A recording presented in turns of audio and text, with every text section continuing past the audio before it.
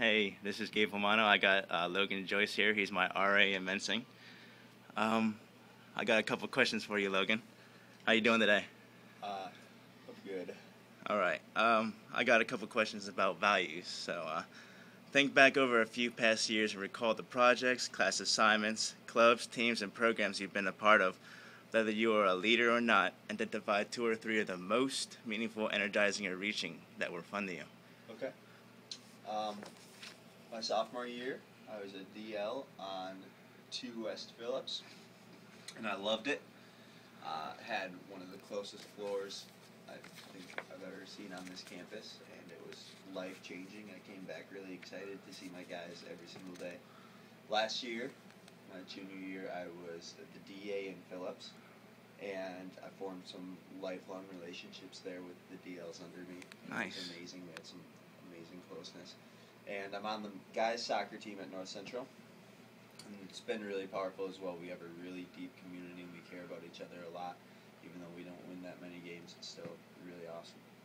Nice. And what would you say characterize these experiences?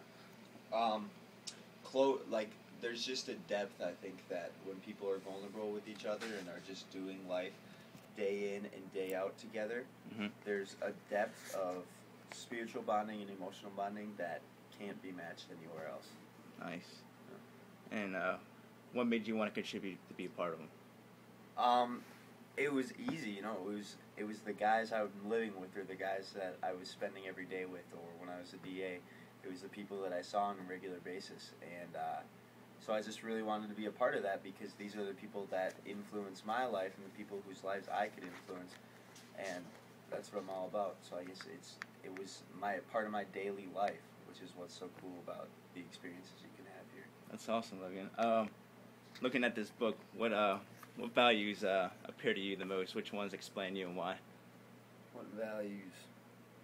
In this setting, communication is big, I think. And with communication, vulnerability in communication.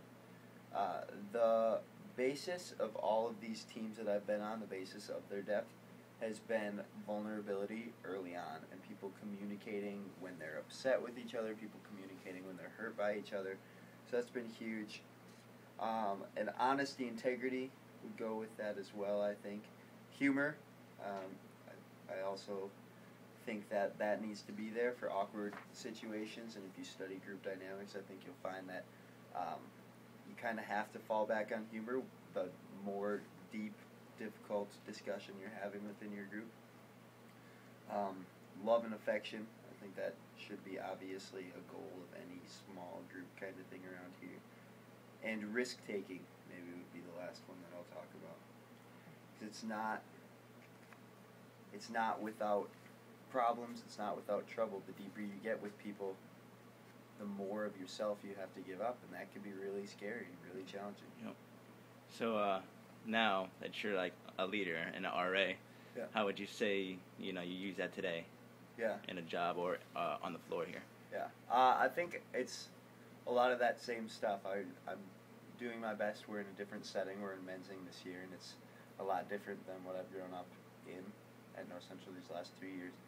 But my goal with any people that I'm trying to connect with is to be vulnerable about myself and to really lay myself open, let them see where my heart is and what's going on in my life, and hope that inspires them to take risks and step out and say, this is what I'm going through, this is my struggle with God, whatever.